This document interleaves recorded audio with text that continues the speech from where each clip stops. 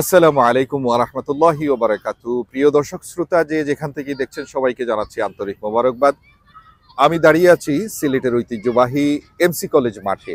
আপনারা ইতিমধ্যেই জানেন যে সিলেটের এই মাঠেই আল্লামা সাঈদী রহমতুল্লাহ আলাইহি এর স্মৃতি বিজড়িত আঞ্জুমানি খেদমতে কোরআনের উদ্যোগে ৯, ১০ এবং ১১ই জানুয়ারি অর্থাৎ আগামী কাল থেকেই শুরু তাফসিরুল কোরআন মাহফিল।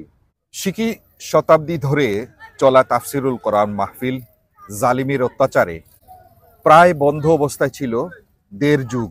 আমরা ১.৫ যুগ পরে এই ধরনের তাফসিরুল কোরআন মাহফিল আয়োজন করার সুযোগ পেয়েছি। তাই যেহেতু দীর্ঘদিন পরে এই ধরনের সুযোগ হয়েছে, তাফসিরুল কোরআন মাহফিল সিলেট বিভাগের ইতিহাসে সবচেয়ে বড় সমাগমের মাধ্যমে এই তাফসিরুল কোরআন মাহফিল অনুষ্ঠিত হবে ইনশাআল্লাহ। আমার সাথে আছে সিলেটের অত্যন্ত পরিচিত মুখ আমাদের বন্ধু নাজিমউদ্দিন শাহান। নাজিমউদ্দিন শাহান, দীর্ঘদিন পরে আমরা এই যে একটা সুযোগ পেলাম, তোমার অনুভূতি কেমন, মানে কেমন লাগছে তোমার কাছে? ধন্যবাদ প্রিয় বন্ধু আব্দুল্লাহ আল মাসুম। সত্যি কথা বলতে দীর্ঘ ১৫ বছর পরে এই ঐতিহাসিক এই মাহফিল হচ্ছে। দীর্ঘ ১৫ বছর আগে আমাদের দেলোয়ার হোসেন সাঈদী সাহেব তাফসির পেশ করতেন। সিলেটের মানুষ অনেক উদ্যমী হতো, অনেক আগ্রহী হতো এবং প্রচুর মানুষ এখানে উপস্থিত হতো। দীর্ঘদিন পরে তাফসিরুল কোরআন মাহফিল হওয়ার কারণেই আসলে মূলত সিলেটের সমস্ত থানা, জেলা, ইউনিয়ন পর্যায়ের মানুষগুলো কিন্তু খুব উদ্যোগী যে কবে প্রোগ্রাম হবে আর কবে আসবে এবং কবে এই প্রোগ্রামকে বাস্তবায়ন করবে। আমরা জানি আগামী ৯, ১০, ১১ তারিখ আমাদের তাফসিরুল কোরআন মাহফিল। আমার বিশ্বাস মিনিমাম ১৫ থেকে ২০ লক্ষ মানুষ কিন্তু এখানে উপস্থিত হবে, এটা আমাদের দৃঢ় বিশ্বাস। আমরা জানি ডক্টর মিজানুর রহমান আজারি আসতেছেন, মানুষের মধ্যে একটা উৎফুল্লতা কাজ করছে এবং সিলেটবাসী বিশেষ করে এখানে দলমত নির্বিশেষে সবাই কিন্তু এই প্রোগ্রাম বাস্তবায়নের জন্য উদ্গ্রীব হয়ে আছে।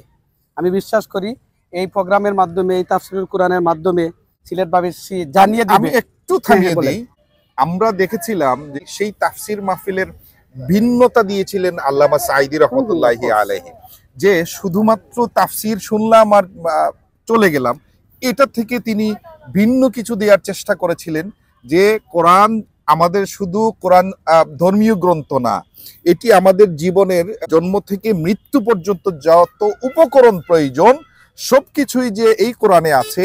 এই কোরআন দিয়েই যে আমাদের ব্যক্তি জীবন, পারিবারিক জীবন, সামাজিক জীবন এবং রাষ্ট্রীয় জীবন পরিচালনা করতে হয়, তিনি মূলত সেই আলোচনাটাই করতেন। আর সেটাই বাতিলদের অন্তরে কুঠারাঘাত করেছিল। সে বিষয়ে কি বলবে?